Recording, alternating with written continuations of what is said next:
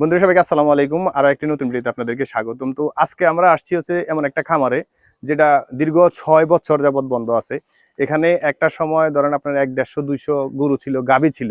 তো আমি এমন গাভীও দেখছি আজকে থেকে 6 বছর আগে এখানে যে প্রায় 20 লিটার, 25 লিটার, 30-35 লিটার দুধের গাভীও ছিল। আর এমন গাভী ছিল যে মানে আপনি ওই গাভীর সামনে যাইতে আমার মতো লোক ধরেন এক সময় ভয় পাইছে আর কি, যখন আমি গাভীগুলো দেখছি। তো আজকে দীর্ঘ 6 বছর যাবত এই খামারটা বন্ধ। তো কি কারণে বন্ধ আজকে আমরা জানবো। হচ্ছে যে এখানে যে এই খামারে দীর্ঘদিন যাবত কাজ করছে আমাদের সেলিম ভাই। তো সেলিম ভাইয়ের কাছে আসলে জানার চেষ্টা করব যে কেন আসলে মূলত খামারটা বন্ধ হয়ে গেছে, কি কারণে বন্ধ হয়ে গেছে। আশা করি স্কিপ না করে শুরু থেকে শেষ পর্যন্ত ভিডিওটা দেখবেন। আর যদি ভালো লাগে অবশ্যই একটা লাইক দিয়ে শেয়ার করে দিবেন। তো এই হচ্ছে আমাদের সেলিম ভাই, যিনি দীর্ঘদিন এই খামারে কাজ করছে। তো এখন উনার কাছ থেকে জানার চেষ্টা করব যে আসলে কেন এই খামারটা বন্ধ হয়ে গেল। তো সেলিম ভাই কেমন আছেন? ভালো ভাই, ভালো আছেন? জি আছি আলহামদুলিল্লাহ। তো আপনি তো দীর্ঘদিন এই খামারে কাজ করছেন, এই খামার সম্পর্কে আপনার একটা আইডিয়া আছে। কেন এই খামারটা আসলে মূলত বন্ধ হয়ে গেল, আর আপনি কতদিন যাবত কাজ করছেন, কয়জন স্টাফ এখানে কাজ করতো? এখানে স্টাফ ছিল পরে 8-9 জন স্টাফ ছিল। হ্যাঁ। আমি কাজ করছি 8-9 মাস। তো খামারটা মূলত বন্ধ হয়ে গেল। যে খামারের মালিক ছিল উনি তো আগে থেকে অসুস্থ ছিল। তারপরে যখন ওনার অসুস্থ বেশি হয়ে গেল তখন ওনারে হাসপাতালে যখন ভর্তি করলো, ভর্তি করার পরে উনি মারা গেল। মারা যাওয়ার পরে দেখা যায় আস্তে আস্তে গরুগুলা সব বিক্রি করে দিল কাকি। বিক্রি করার পরে মানে যিনি এখানে মূলত হচ্ছে যিনি মালিক ছিলেন উনি হচ্ছে যে অসুস্থ হওয়ার পরে যখন ওনাকে হাসপাতালে ভর্তি করানো হয়েছে, এরপর থেকে আস্তে আস্তে গরুগুলো বিক্রি করা শুরু করছে আর কি। তো মূলত হচ্ছে যে এখানে উনি একটা সময় হচ্ছে যে আপনার এটা কি জানো, উনি কিসের চেয়ারম্যান ছিল জানি, উপজেলা চেয়ারম্যান ছিলেন। অনেকে এখানে একেবারে নামি দামি লোক এখানকার রেজাউল তালুকদার সাহেব। তো যাই হোক, এর পরবর্তীতে উনার প্রত্যেকদিন দৈনিক কত লিটার দুধ হইতো এই খামারে? আমার আনুমানিক দুধ 1-150 লিটার দুধ প্রতিদিন বিক্রি করতো। এরপর হচ্ছে যে আপনার কতগুলা গাভী ছিল? গাভী ছিল পরে 70-80টার মতো। আর আমি শুনছি যে একটা সময় যে উনার খামারে এফএমডি হয়েছিল, এফএমডি হয়ে মনে হয় একদিনে প্রায় 12-14টার মতো বাছুর মারা গেছে। ওটা হচ্ছে যে আগে আর কি, যখন আপনার প্রথম অবস্থায় উনার খামার রানিং ছিল তখন অবস্থায়।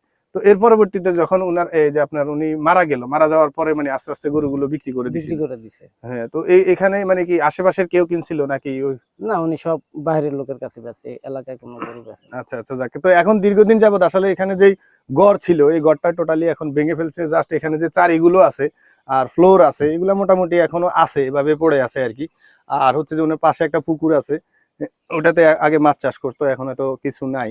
এটা এখন ভাড়া দেয়। আচ্ছা, ওটা এখন আছে একজনের কাছে ভাড়া দেওয়া আছে। তো মূলত হচ্ছে যে একটা বিষয় কি জানেন, যে অনেকে জানতে চান যে খামারগুলো কেন বন্ধ হয়ে যায়। মূলত হয়তো দেখা গেছে ধরেন আমি একটা খামার শুরু করছি, আমার অবর্তমানে আমার যিনি হয়তো আমার হাল ধরবে উনি হয়তো যদি সঠিকভাবে হাল ধরতে না পারে, ম্যানেজমেন্ট ঠিক রাখতে না পারে, সেক্ষেত্রে হয় কি যে এই খামারগুলো একটা সময় বন্ধ করে দিতে হয় বা বন্ধ হয়ে যায়।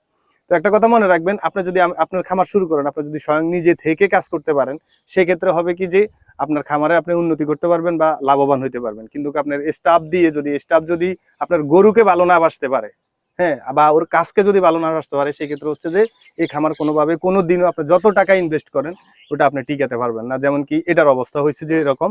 তো যাই হোক ভাই, অসংখ্য ধন্যবাদ আপনি আজকে আমাদের সময় দেওয়ার জন্য। উনার বাসাও কিন্তু এই জায়গাতে, এই কারণে আসলে উনি এখানে ছিল দীর্ঘদিন যাবত।